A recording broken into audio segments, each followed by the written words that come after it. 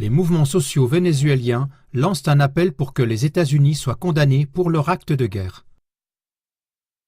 Le format d'émission CLA TV, Regard par-dessus la clôture, veut encourager les gens à connaître et à écouter librement et sans préjugés différents producteurs de médias et leurs opinions qui diffèrent du paysage médiatique traditionnel. Cela car de plus en plus de personnes portent dans leur cœur le désir de paix dans le monde, la compréhension entre les peuples et les cultures, le désir d'une convivialité respectueuse et harmonieuse. Le texte de l'émission de ce jour est tiré du portail d'information en ligne America 21, Nouvelles et analyses d'Amérique latine. America 21 a été lancé en 2007 et est actuellement composé exclusivement de bénévoles. Ils veulent contribuer à faciliter l'échange communicatif entre le Sud et le Nord en essayant de combler le fossé de l'information. America 21 contient donc des informations que d'autres médias omettent souvent de fournir. Les positions des mouvements sociaux, des gouvernements progressistes et des organisations non gouvernementales. Voici l'appel public de nombreuses organisations du Venezuela du 14 mars 2019. Au nom du peuple vénézuélien, nous demandons le soutien de toutes les forces organisées et sociales sur les 5 continents. Nous accusons le gouvernement américain d'avoir lancé l'utilisation d'armes cybernétiques et électromagnétiques contre notre pays. Cela a conduit à une coupure de courant dans tout le pays depuis le 7 mars.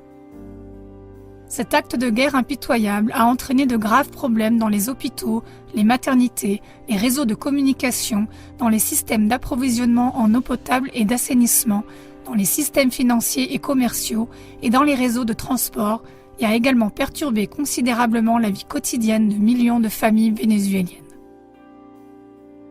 Depuis la première attaque, le gouvernement national, en collaboration avec les compagnies d'électricité et les forces armées bolivariennes, s'emploie à rétablir l'approvisionnement en électricité et tous les réseaux touchés et à fournir une assistance spéciale aux centres de santé touchés. Dans le même temps, le peuple vénézuélien s'est montré extrêmement disposé à la paix en trouvant des moyens communautaires et solidaires pour rester calme et pour s'entraider dans cette situation si difficile.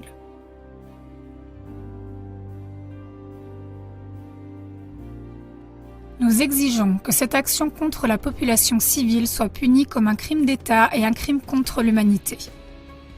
Il a été mandaté par le gouvernement de Donald Trump, comme les acteurs politiques appartenant à son gouvernement et à son parti l'ont publiquement annoncé. Nous demandons que tous les syndicats, partis, réseaux et mouvements sociaux, que ce soit à la campagne ou en ville, portent cette grave accusation devant leur gouvernement et les organisations internationales. Nous savons que cette attaque reflète la volonté interne des États-Unis de prendre le contrôle de notre pétrole. Et ils sont déterminés à faire souffrir notre peuple, comme Marco Rubio, Mike Pompeo, John Bolton, Elliot Abrams, Mike Pence et Donald Trump l'ont déjà déclaré.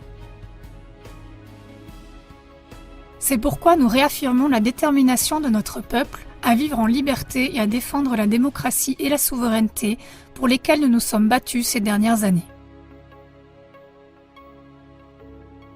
Nous, les Vénézuéliens et Vénézuéliennes, sommes les seuls à décider du sort du Venezuela et nous le faisons de manière pacifique.